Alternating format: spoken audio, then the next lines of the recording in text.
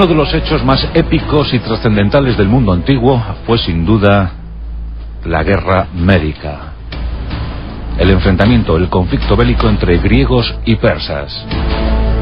Diferentes contiendas, diferentes guerras, con batallas sublimes, dignas de ser contadas en los siglos. En 490 a.C. se produjo la célebre batalla de Maratón, un serio revés para los intereses orientales. El rey Darío fue seriamente humillado. Su hijo, Jerjes I, se cobraría o se intentaría cobrar venganza 10 años más tarde. Lo que el célebre emperador persa no podía suponer es que se iba a enfrentar a la determinación, al honor, a la valentía, a la genética de un pueblo indomable, el griego, y al frente de ese pueblo griego, la vanguardia, el ariete, los espartanos. Una forma austera de entender la vida, donde el honor, donde la crudeza del combate lo dominaba todo. Una madre espartana, tras el ceremonial en el que su hijo se había convertido en guerrero de Esparta, le entregaba un escudo de combate y le decía: volverás a Esparta con esto o sobre esto, diciéndole de esa manera que solo podría regresar a la ciudad victorioso. También cuenta la historia, cuenta la leyenda, que una madre sacrificó a su hijo porque éste regresó a Esparta con una herida en la espalda. Eso daba a entender que había dado bruces al enemigo, que se había dado la vuelta ante el avance del enemigo, que había sido un cobarde, y en ese caso no había honor posible. Los espartanos eran tremendos. Todo lo basaban en la mano militar, en el combate, en la defensa heroica de sus territorios, las 5 villas de Esparta. Desde bien niños se preparaban para la muerte. En el año 481 a.C., un inmenso ejército, una gran y enorme máquina bélica, se preparaba para invadir Grecia. El rey Jerjes I había dominado buena parte del mundo antiguo, había sometido, había doblegado a más de 1000 pueblos. Y había alistado un ejército que aún hoy en día es difícil cuantificar. Algunos especialistas hablan de unos 240.000 efectivos, otros incrementan esa cifra hasta los 2 millones. Lo cierto es que un auténtico enjambre de persas estaba dispuesto a invadir Grecia, a someterla a su poder, a sojuzgar el ánimo de los griegos. Jerjes estaba dispuesto a vengar el nombre de su padre. No se volverían a reproducir los errores de Maratón, los errores de las otras guerras médicas. Este sería el momento definitivo. Nos encontramos en el verano de 481 a.C. Los griegos se sienten amenazados. Los territorios del Asia Menor han sido cubiertos por la vanguardia de los persas. La invasión se intuye inminente. El Gran Consejo Panhelénico se reúne en la ciudad de Corinto. Desde allí se lanzan proclamas para que acudan los griegos en defensa de su país. Por entonces las ciudades-estado estaban profundamente desunidas. Pero la actuación de los persas iba a suponer una alianza férrea. Los griegos se unían como uno solo para afrontar juntos el peligro inminente. Aunque bien es cierto que tan solo respondieron con entusiasmo las ciudades de Atenas y Esparta. Un gran ejército heleno se debería congregar para intentar hacer parapeto ante la invasión de los persas.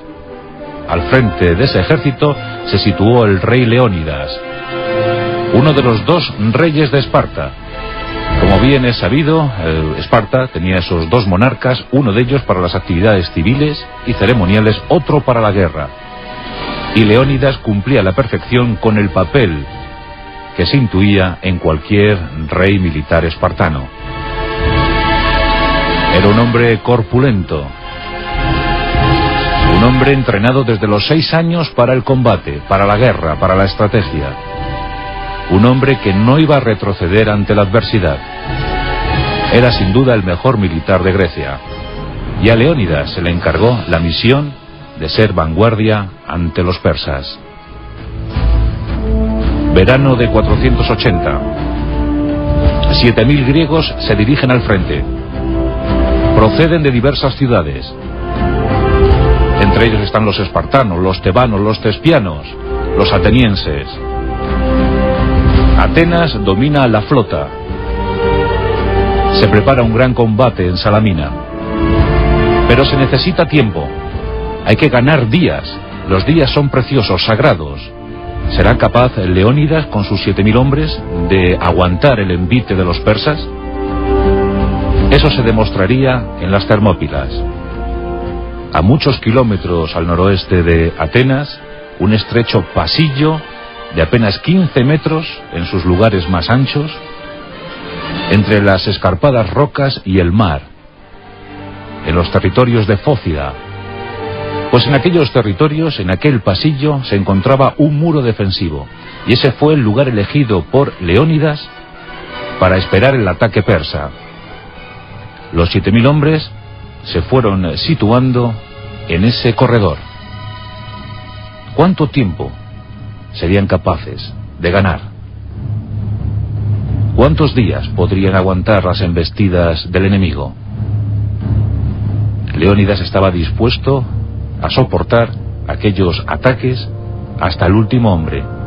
Sabía, era consciente, que cualquier día ganado al enemigo sería fundamental para que Grecia sobreviviera. Mes de julio de 480 a.C. Los griegos están preparados. Frente a ellos, la maquinaria bélica de Jerjes I. Cerca de Jerjes se encuentran algunos asesores militares. El caso de Demaratus, antiguo rey de Esparta y que ahora vivía en el exilio, siendo mercenario de Jerjes. Las patrullas persas investigan, escrutan, intentan averiguar, intentan interpretar qué está preparando el enemigo griego. Comprueban estupefactos cómo los hoplitas están atusando sus cabellos y realizando prácticas deportivas. Con esas noticias llegan a Jerjes, se las comunican y Jerjes, pues un poco contrariado, un poco extrañado, interpela a Demaratus, le dice: ¿qué están haciendo tus compatriotas? Y Demaratus, consternado, en el fondo era griego y sentía los colores, le dijo al emperador: están preparando sus cabellos con aceites, están curtiendo sus cuerpos en deportes, porque son conocedores de que se enfrentan a un combate definitivo y cruel. Van a soportar el ataque, van a aguantar la batalla, van a morir hasta el último de ellos. Jerjes, extrañado por ver tan pocos hombres frente a él, dijo a Demaratus que daría 3 días para que se retiraran, y en caso de no retirarse, todos ellos morirían. Demaratus sabía bien, porque eran sus compatriotas, que aquellos espartanos, aquellos tebanos, aquellos tespianos, iban a estar con decisión hasta el último minuto en aquel paso de las Termópilas. Jerjes ordenó el primer ataque. Quería algo definitivo, algo brutal. Sus tropas se abalanzaron sobre los griegos. Pero para sorpresa del emperador persa, los hoplitas griegos aguantaron con decisión aquel primer choque brutal de los persas. Cientos de cadáveres empezaron a sembrar el paso de las Termópilas. Las magníficas lanzas de fresno de los hoplitas aguantaron aquel ataque, aquella arremetida. Y los días comenzaron a pasar. 1, 2, 3, 4...